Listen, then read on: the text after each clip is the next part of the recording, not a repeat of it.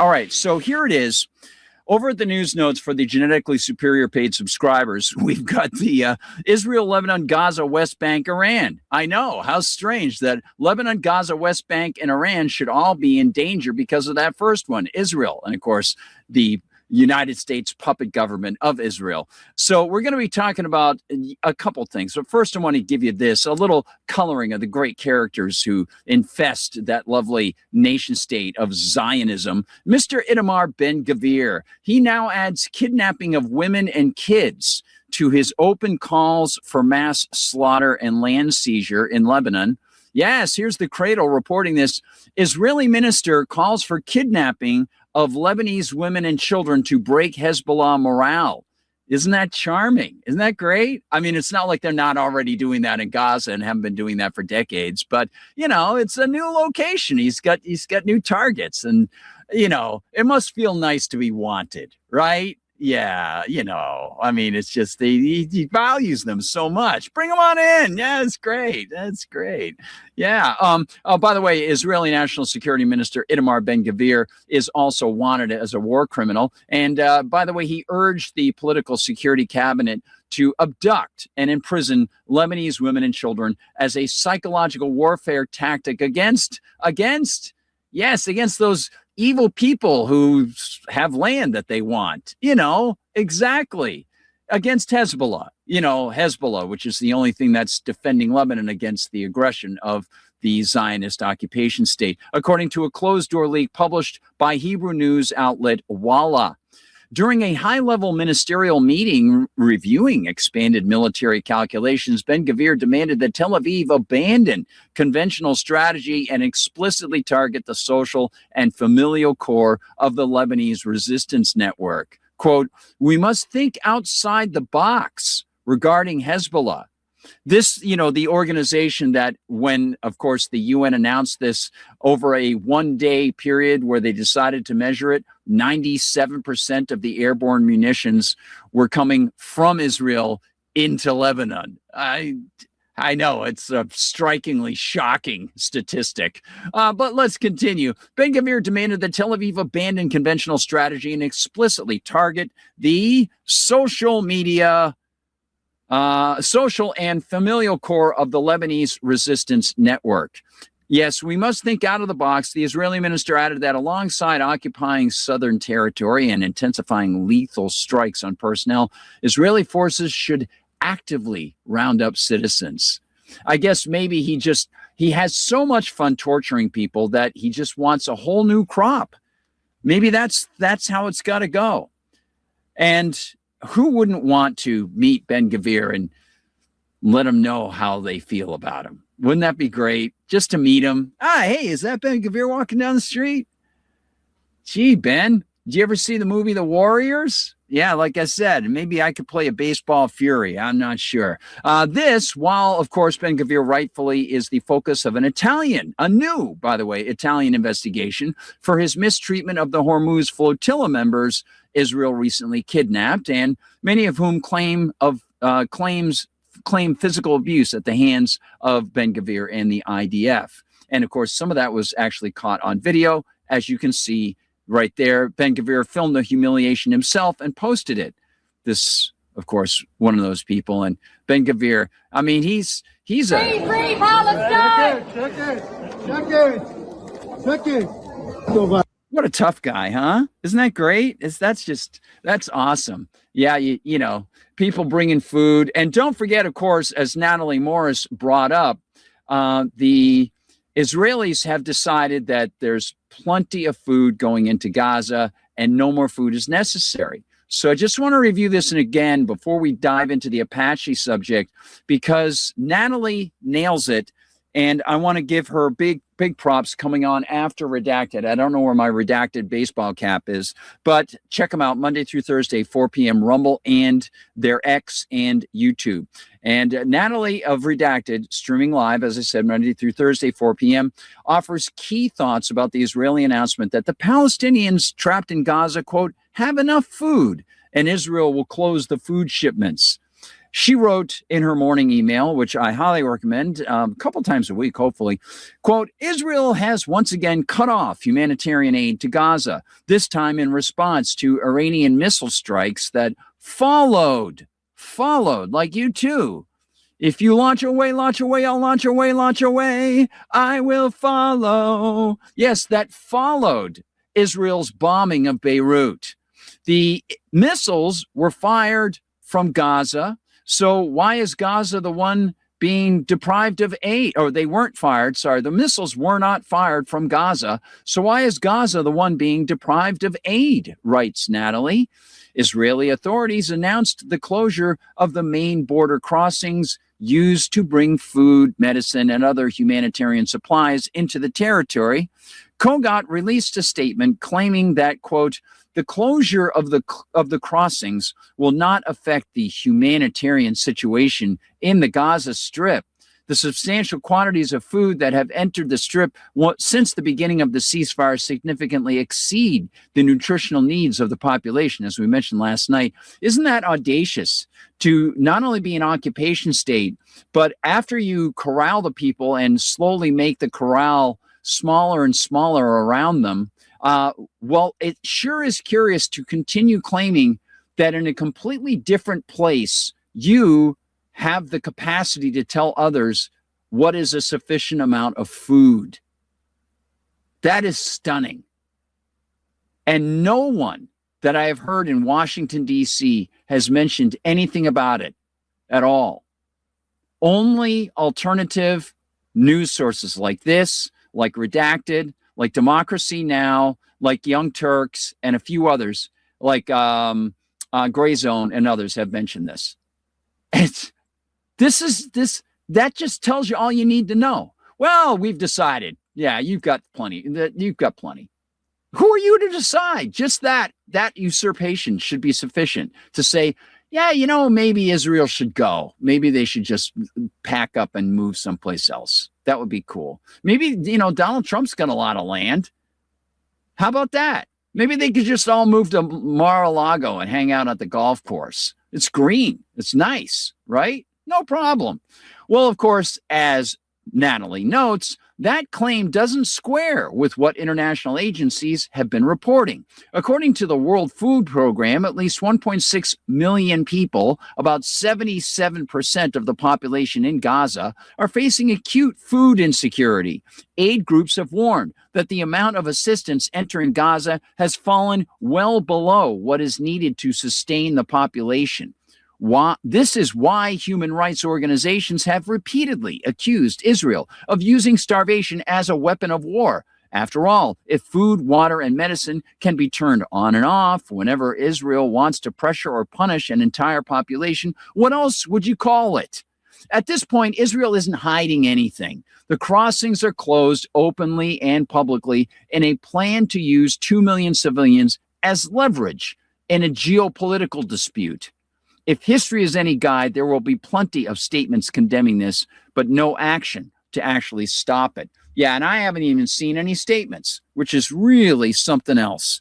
So that is given to you as a precursor to talk about the people with whom Donald Trump associates, the people who fund most of the people in Washington, D.C., the mindset of we have no problem kidnapping people in Lebanon. Children and women, we have no problem raping and assaulting Italian people who were in a food flotilla. And of course, we have no problem cutting off food and claiming we can decide how much you've got. That's enough. Well, I'm not even talking about the constitutional side of it. Just the idea that they then can tell you that you have some moral responsibility, like they are silent Mark Levins through legislation sliding in what Mark Levin says openly on his show.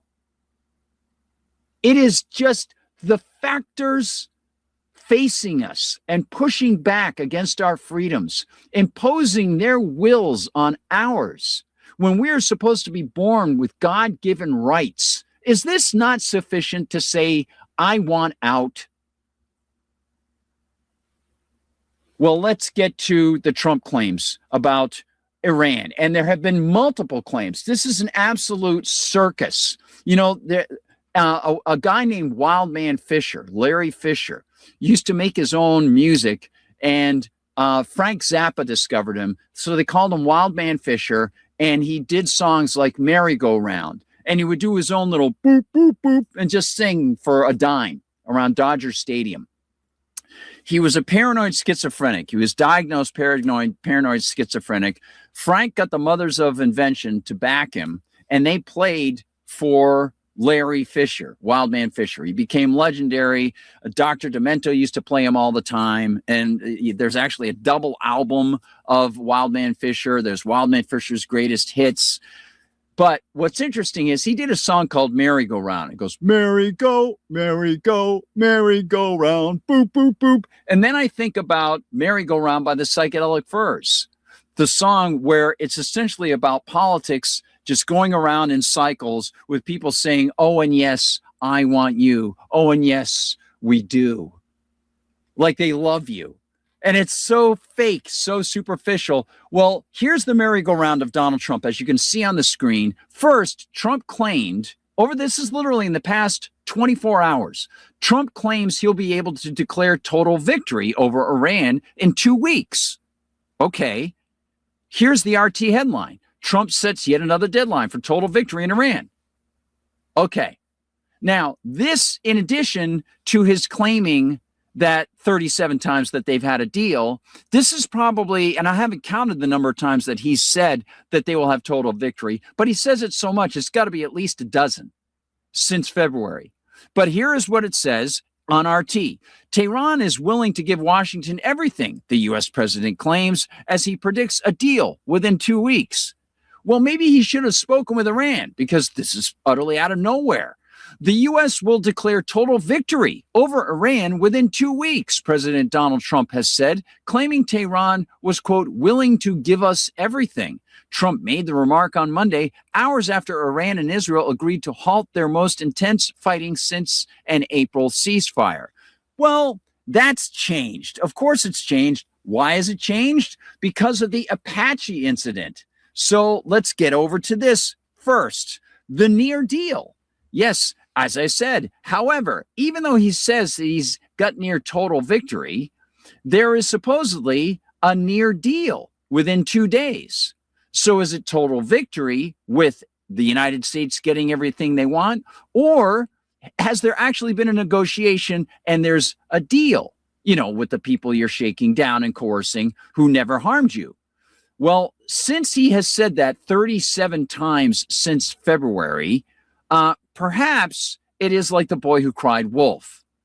And also, we've got the latest kinetic activity, and that is dominating the afternoon news. Since Trump also just claimed that the Iranians shot down an Apache helicopter where it was not supposed to be during a so-called ceasefire, that being a location over the Strait of Hormuz, more likely over the Strait of Oman, by the way, Donald already has shown that he's continuing his lying ways. So here is Al Jazeera breaking news. This is what Trump claimed mid-morning. Early today, Trump came out and said this, according to Al Jazeera. And here we go. All right, we have just gotten some breaking news that we wanted to break in to tell you about. President Trump has just posted on Truth Social. I'm going to read it here. He says, I've just been informed by our great military that last night the Iranians shot down one of our highly sophisticated Apache helicopters while patrolling over the Strait of Hormuz. There were 2 pilots involved. Both are safe and uninjured. Nevertheless, the United States must, of necessity, respond to this attack. Thank you for your attention to this matter, President Donald J. Trump. So obviously this comes in the midst of President Trump trying to sort of tamp down tensions between the Israelis and the Iranians in recent. No, actually, it's an increase. The tensions were starting to simmer down, and Trump is using this as a way to try to make it look like there were tensions, because he said, we will respond. Days, and even saying earlier that he believed that a deal between the United States and Iran to bring this war to an end once and for all could come within 2 or 3 days. Obviously, totally amazing. It's like a mafioso kissing somebody on the cheek and stabbing him in the back at a second later. This is just a distraction game. It's utterly ridiculous. And I was in David Knight's chat earlier today, and I mentioned, and I don't think Donald Trump really has. He's sort of like an overgrown child. He's never left his adolescent mind, and I just don't think he's developed anything beyond that. And I don't want to psychoanalyze too much, but you can't help but fall into this sort of reaction, seeing this guy. I don't think he has the ethical capacity to understand what truth actually is. I don't think he grasps that this stark flip-flop stuff is recognized by people as being truth versus untruth versus completely unbelievable, because it's, to him, it's all just part of the deal game. You say anything you want. It doesn't matter, because there are no ethics to him. This is a guy who literally wanted to take the house of a woman. He wanted the government to take a woman's house and claim that it was unlivable so that he could build a casino. That's the standard of this dude. No wonder he's been married 8 million times. I'm surprised he never connected with Elizabeth Taylor when she was alive. Gee whiz. Well, let me give you some more of this information. In response to the Iranian response to the U.S. aggression, Trump says the U.S. will respond. Get it?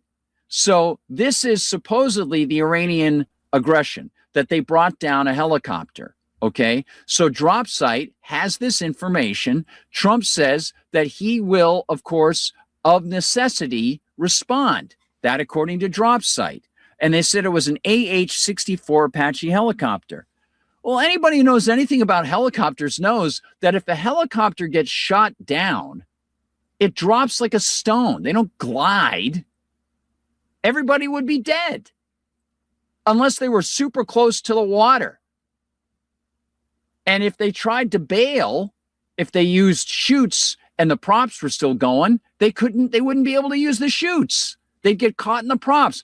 My 5th grade teacher, homeroom teacher, Mr. McMurray, was in Vietnam. He knew a dude whose parachute got caught in the props of a helicopter. He died, and so did the guys in the helicopter. And just think about Jacques Cousteau's son, his eldest son, one of his couple sons. Over Easter Island, he was in a mini copter, literally shooting with 16 millimeter film, and the film survived when the copter stopped. And I think it was it Philippe, went right down to the ground, died, filming his own death while he went down and landed. And then Jacques Cousteau, it was Rod Serling used to do the overall narration. And then Jacques Cousteau came on and said, this is the last work my son did as his copter failed. And, it was amazing. It's like ridiculous. So let me just give you some more information, because do they think that people actually believe this stuff? I said, so far, this is what we know regarding the downing of this chopper. Here is anti-war on it. Okay. So here's the headline. Oh, I'm sorry. This is Sonar 21. Oh, I put the wrong link in. Well, let me go over to anti-war. All right. Anti-war's got it over here. Yeah. So U.S. begins bombing Iran after U.S. Apache helicopter shot down in Strait of Hormuz. And this has been updated. So I haven't even seen the update. The original headline was about the U.S. helicopter getting downed. Okay. I should have put the headline in there. That was the original headline. Now the U.S. has responded. U.S. Central Command announced on Tuesday that its forces began bombing Iran. There you go. And this is literally an opening development on the show as I open up the tab and see that at 5:32 they updated this about an hour and 5 minutes ago. Dave DeCamp right on it. Yep.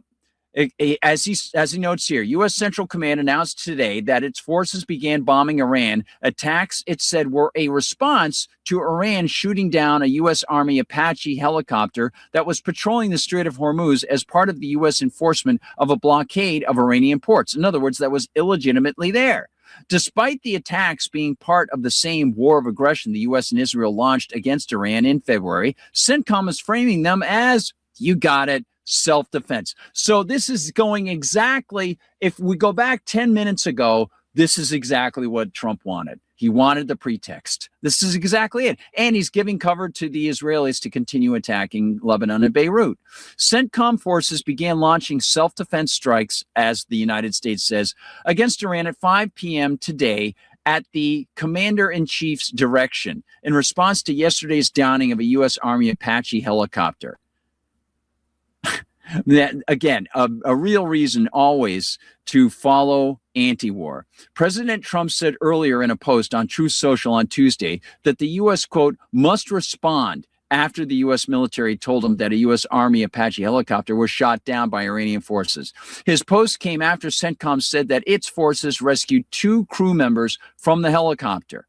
The media report said that the U.S. was probing whether Iran was responsible for the incident, which came a day. So they said they were probing it. Then Donald Trump said that they had done it. And evidently, he's just saying they're going to attack. And according to the Associated Press, the 2 crew members of the Apache spent about 2 hours in the water before being rescued by a 24-foot unmanned boat. Now, there are a lot of questions here. So let me pose some of these questions to you, even though I put the wrong link in there. As I noted, and there is more that I want to discuss from Sonar 21 about the new security paradigm that Iran is arranging with the other Middle Eastern states. But to focus on this, the so-called downing occurred near Oman's coast. Trump and the U.S. Department of Defense claim Iran downed it with a Shahed drone. This is unlikely because drones stand little chance of taking down an Apache at speed or close to it. Nonetheless, Trumpola, as we note above, has vowed that the U.S., quote, must of necessity respond to what he described as Iran shooting down the Army AH-64 Apache, but he has not announced or detailed any concrete military, diplomatic, or other steps yet. Well, now we've got the new development. We'll talk about this more as we find out exactly what they targeted. One wonders how the helicopter was shot down, but the pilot survived. If the main rotor got hit, the chopper would drop like a rock, and it would be hard for anyone aboard to jump because the rotors would still catch them. If they were shot down and the rear rotor was hit, they could survive more easily. But why would Trump make such a big matter of this? Again, so think this through. And Larry Johnson was talking about this, everybody. If Trump really thinks that they're on the verge of some breakthrough, and these 2 guys both survived, then why wouldn't he treat it as just an offhand thing and we're not going to push this too hard? Because this is going to derail everything. Why? Of course. The answer is that they didn't have an agreement with Iran. They never had an agreement with Iran. He was lying about an agreement with Iran, and then he came up with this. I said, if they were shot down and the rear rotor was hit, they could survive more easily. But why would Trump make such a big matter of this? If he truly wanted to get to his deal, he would downplay it. This is not a good sign that Trump is to be believed about his new claim of pursuing and being close to a deal. Of course not. You don't even have to be in theater to know that this is theater. And the new establishment of the New York Times, the news establishment of the New York Times reports that Iran and the U.S. have negotiated nuclear portions of this deal. Well, of course, that's a leak and that's fake. It's got to be bogus because Iran repeatedly has stated that such talks will come in months after a real ceasefire and an end to hostilities. Here's Larry Johnson on it, recorded and put forward with a little amp up from our production side, thanks to the great work of Mario Nafal, who was on all day today doing great stuff. On the negotiations front, to give you the updates there. So I've told you about the progress. So U.S. and Iranian negotiators have made progress according to the New York Times. I'll read the kind of an excerpt from the article. Discussions have focused on a possible 15-year halt oh, wow, this is big. Okay, let me read it out. Discussions have focused on a possible 15-year halt to uranium enrichment, downblending of Iran's enriched uranium reserves, closing major sites in Natanz, Fordow, and Isfahan, and allowing broader inspection access, including potential surprise inspections. A major unresolved issue remains the timing and conditions for releasing roughly $25 billion in frozen Iranian assets.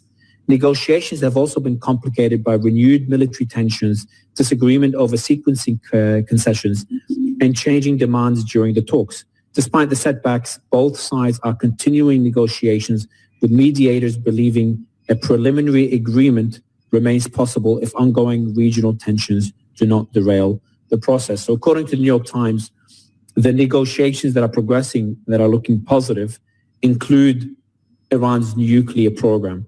For Iran to concede anything there has to be pretty significant concessions on the American side when it comes to sanctions. Yeah. And I don't think those what they've outlined Iran would agree to. I mean, candidly, if I was Iranian, I'd be pissed off at the negotiator. You did what? 15 years ago, we have a right to enrich and give more robust inspections for international spies to come in and identify our scientists so they can kill them. Screw that.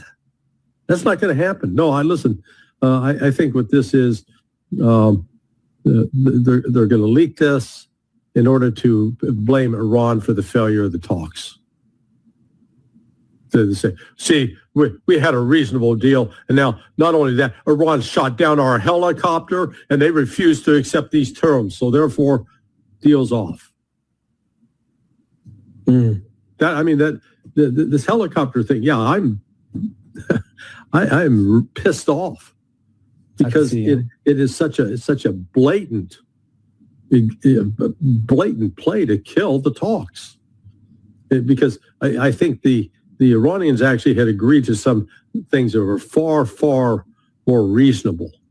May agree to a limit of what they enrichment. They'd allow inspection on that, but they're not going to give up their. They may store their stock in Russia, but the outlines what the New York Times is talking about is. That's a non-starter for Iran. That may have been the U.S. opening bid. And the Iranians said, wait a second, we're not doing that. But this helicopter, the release, if you think the release of that story and the release of the helicopter story are just unrelated, not just a big coincidence, sorry, I don't believe in coincidence. So this is laying, I think this is laying the threshold to blow up the talks and blame it on Iran. And then, because Trump's got enough people telling, all we got to do is one more shot. Well, those Iranians will break. They can't withstand our pressure. Yep, that's it. Exactly.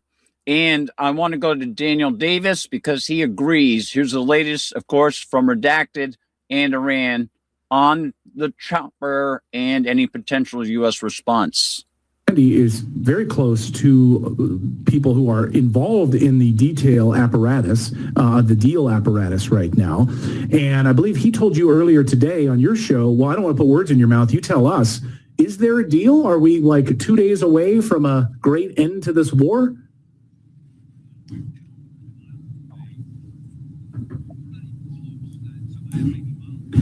Short enough distance between the two camps right now. But let me just tell you one thing on that video you were just showing you. That is definitely not a video of an Apache helicopter going down. In fact, that is from, I think, the second or third day of the war when an American base was hit with a Shahed drone. I recognize that video very well.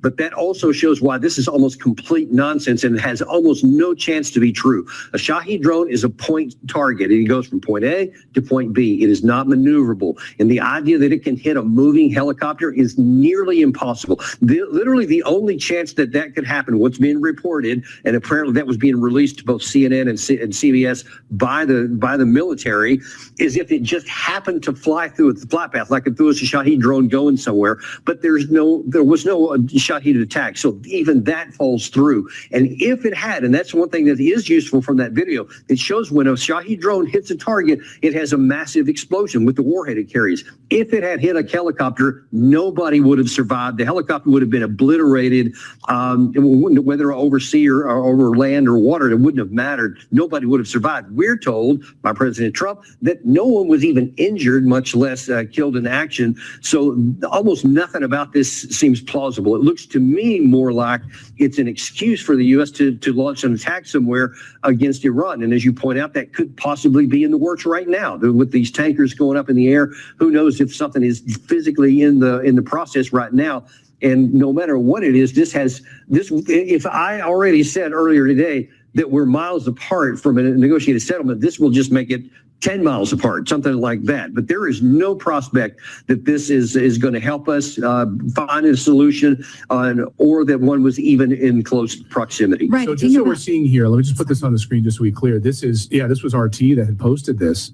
The Iranian Shahed drone slams in a highly sophisticated U.S. Apache helicopter here, forcing it to crash. So this is old video. Yeah, definitely. Because that round object that it hit was, I want to say it was a radar site of some sort on a base. But I remember that was from a U.S. base that a Shahed drone hit. And I pointed out on our show when it came out that, where is our air defense? How did that thing hit without even being shot down? A slow moving drone. So that's what I remember. Well, thank you for clarifying that. Yeah. So I guess we're being asked to believe that we're going to go and have a military response over just equipment, not people. Although a few months ago, when we had the rescue operation for the man who was down in Iranian territory, we apparently lost dozens of aircraft and did not respond. We're fine with that, but we lost one unmanned helicopter and we have to respond. How does that's ludicrous. Nobody can follow that. It is, and that just tells you, Natalie, that something's just not right here. That we would, out of necessity, have to respond. And the Iranian side is certainly well aware of this is coming. Obviously, he just said it out loud and in the open, so they're already prepared. And again, Professor Morandi told me just before he went on the air with me today that he had talked to two sources in the Iranian military to find out what did happen. Did they shoot them down? And they said, of course, no, we did not shoot anything down. But if Trump retaliates like this, then he can count on a strike. And the way the Iranians... All right. And by the way, they are lying to you in real time right now. They're lying to us in real time. Of course, the state does that, especially in Washington, D.C., every time they press that gavel hard down onto the table and smash it with the coming to order. That's what government does. They lie. They say that they are there to protect you. And of course, they are there to shake you down, working for the clampdown. Latest information comes to us as, just like we heard Daniel Davis in his conversation reciting or essentially recounting what he heard from Professor Morandi in Iran. I want to give you this one. Two items right here. First, Ryan Rosbiani has Iran is about to hit back. This is the breaking news right now as we're on, everybody. I got to check this out, and the Russians gave me the go-ahead to put this up on the screen. Iran's Tasnim News reports that a retaliation operation will begin shortly. We're seeing this breaking right in front of us, everybody. Iran, as it warned a few hours ago, will give a definitive response to the U.S. aggression, which is being carried out under the pretext of the Apache helicopter crash. That is what Iran has said. They will go for the bases. Initial reports are saying Qatar is first on the list. They closed their airspace pending confirmation. Kuwait, Bahrain, and UAE are on the list as well. They are lying to you as they are doing it. This has been already planned. The United States has already known, and the guys down there amongst the higher ups probably knew that they had to set up another story to make it look like Iran had gone after something in the United States' purview, like an Apache helicopter, which shouldn't have been there in the first place and was in the Omani or Iranian waters. And the United States is using that as a pretext. The United States then launched attacks on Iran. I don't have the specifics on what they attacked, but Fox News said that they were going to be big explosions coming from the Trump administration. Now Iran is warning response coming. So we've got Harir Air Base in Iraq, the Al-Assad Air Base in Iraq, the Al-Tanf Garrison in Syria, the Ali Al-Salim Air Base in Kuwait, the U.S. Navy Fifth Fleet in Bahrain, Al Udeid Air Base in Qatar. Some of these have already been hit before. Al Dhafra Air Base in UAE. Now, why are all of these there? Al Udeid is the largest in the Middle East, and Al Dhafra houses F-22 Raptors. Why are they there? Is it just to make money for the military and industrial establishment? And, of course, give some money to local special favors to people who might be, you know, like the United States when it was camped out in Syria, hanging out with al-Jilani, now known as al-Sharaa. Is that what it takes to make sure that you are safe? You know, dealing with the very people that many people in Washington told you were your terrorist enemies. Here's Karen Kwiatkowski with, you got it, Mariel Nafel. Lieutenant Colonel Karen Kwiatkowski agrees that this story from the Trumpers smacks of an alternate intent and adds key thoughts on Israel's continued control over Trump, the U.S. Congress. And of course, Mariel Nafel offers another point to consider that I want to include to see what you think. So this is from earlier this afternoon, about 4 p.m. They're good. Okay. But we're not militarily capable of doing anything significant to Iran. We are not capable of influencing or changing this new evolving security architecture in the Middle East, kind of a Muslim architecture. We're not capable of influencing that.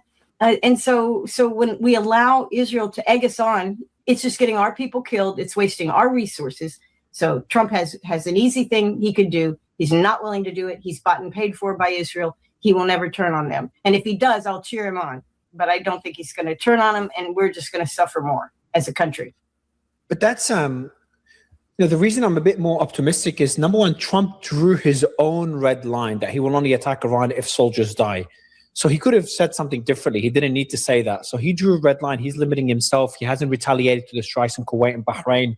So if we put those along with the indicators of what happened when Israel was striking Iran, and the U.S. did not even intercept Iranian missiles being fired at Israel. Yeah, that's so I look at these as positive signs. And also when it comes to the shooting, when I look at Trump's post. Now, okay, so I'm going to stop it there. The United States can't intercept many of those missiles. They have used up most of what they had, and they are going to have a really hard time doing anything else.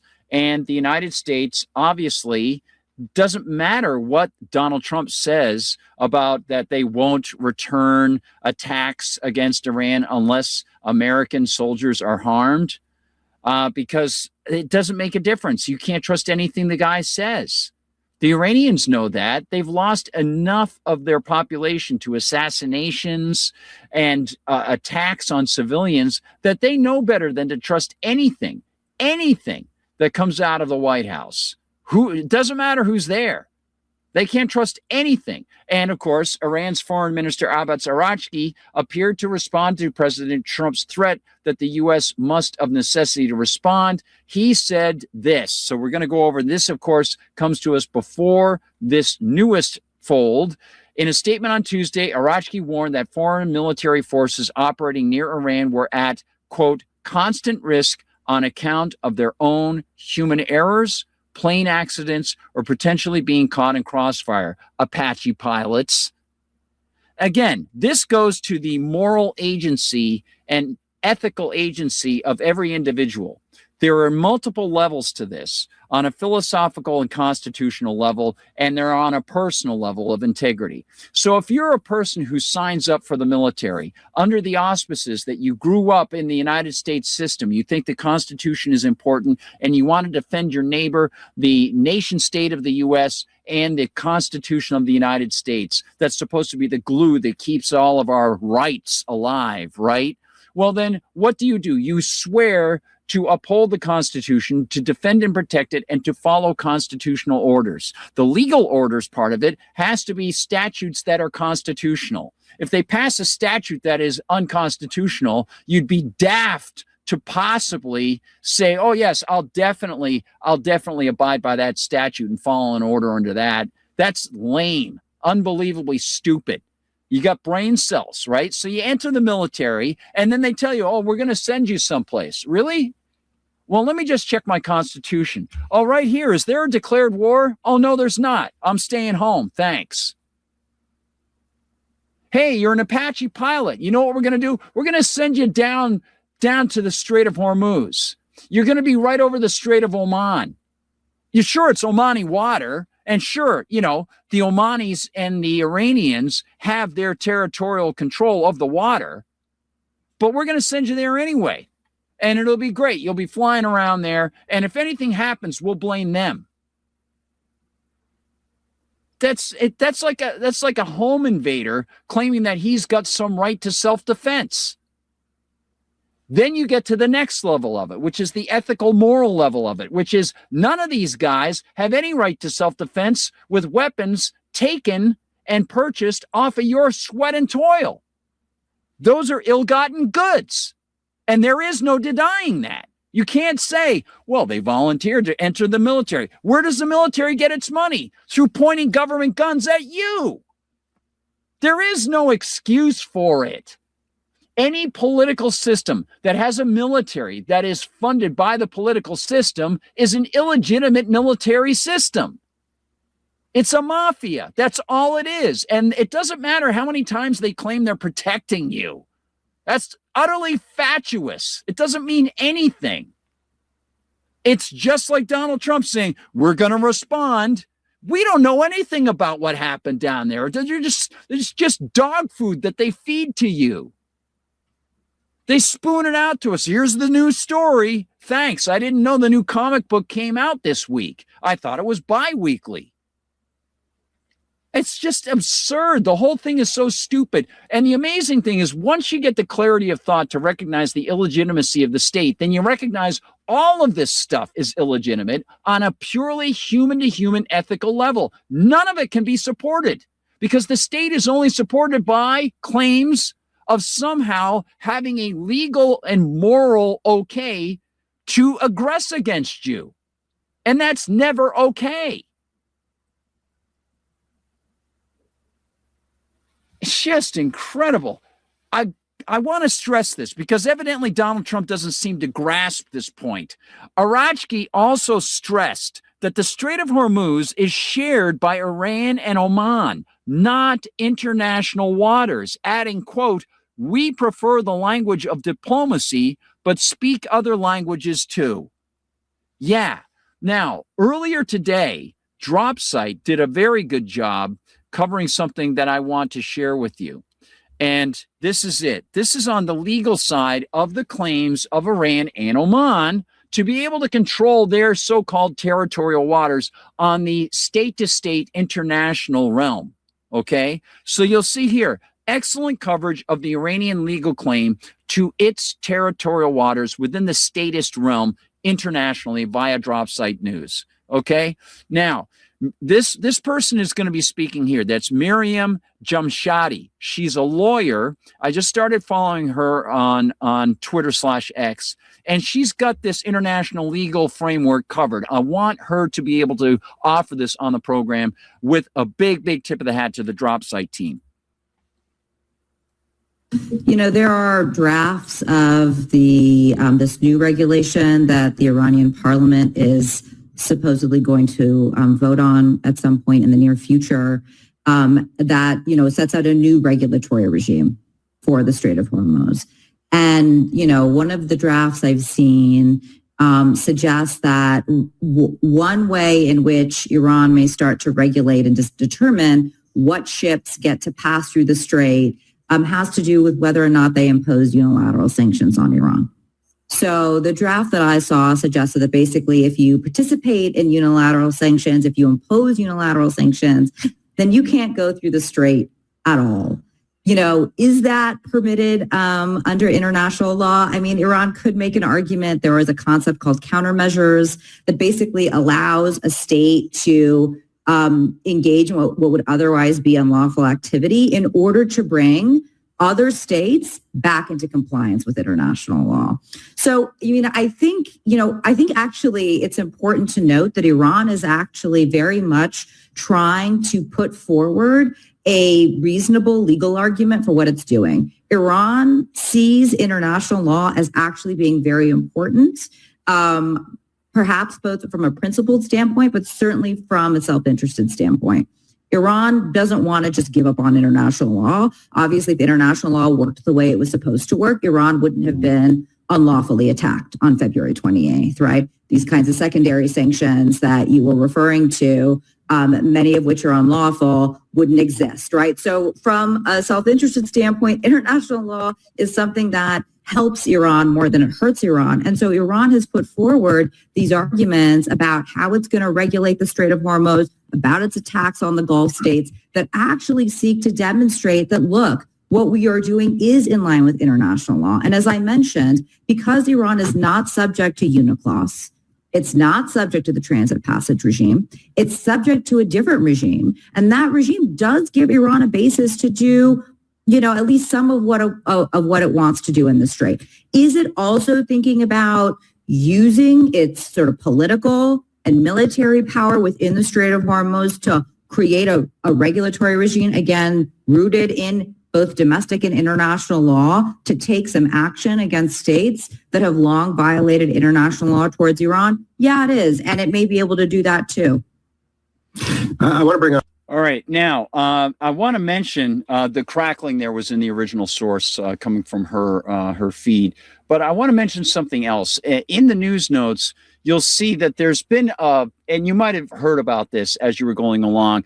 And Karen, thank you, by the way. Wanted to get the mention out there as soon as possible. She mentioned great show yesterday, link shared. Thank you so much, Karen. I wanted to respond to that. That was very, very kind of you to say that. And and again, if you're looking for the interviews, anybody, if you want to see the interview about the USS Liberty with Donald Jeffries and his great piece from Substack about that and the history of it, plus some of the information from Thomas Massey, that's out there at the Rumble channel and at YouTube and on my X feed, and the great conversation with Eric Peters about Donald Trump's ridiculous temper and his flip-flops on free speech, also right out there. Very key stuff. And what's interesting is the redacted folks had the primary challenger to Lindsey Graham on today. And he was mentioning that he just could not get on Fox News. No one would invite him on to Fox or anything like that. And what really gets me is to know that the origin of Fox News came from dissatisfaction amongst people like Roger Ailes and others who were conservative people who knew that their message could not get out in the old dinosaur three, CBS, ABC, NBC, and of course, PBS, not a chance. That they said, now that there's cable, let's give it a shot. They saw Rush Limbaugh growing in popularity on radio because the so-called equal time provision had been taken off. And of course, that was a ridiculous thing in the first place. The FCC is unconstitutional. And so they went for it.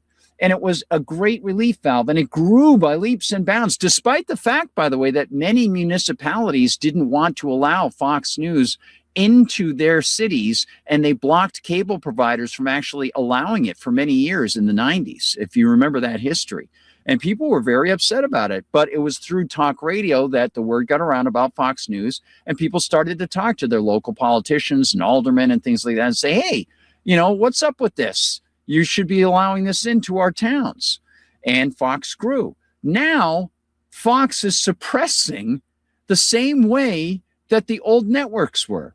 They've got their orientation. It's one thing to have a show after the news, which is the way Fox originally was set up.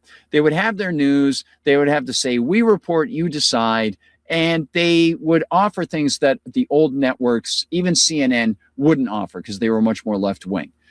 And then they would have shows like Hannity and Combs and things like that, which were the opinion shows after the 7 o'clock news.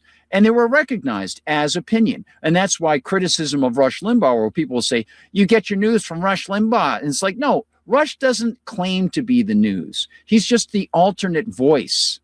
He says he's offering opinions and information that he's putting out there. But he's not saying that he is a news broadcaster, the way that the CBS News people would, or ABC News would, or whatever. He would say, I am the balance, as he would say, I am equal time, right? So he's providing his opinion. He was open about that. And left-wingers didn't get it. They didn't understand that he was filling a niche, that people thirsted for that opinion because they knew they were getting opinion paraded as news on the old networks. And Fox now is just as guilty of it, just as bad.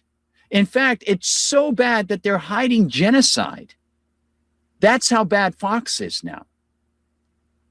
It's incredible. They will lie and lie and lie.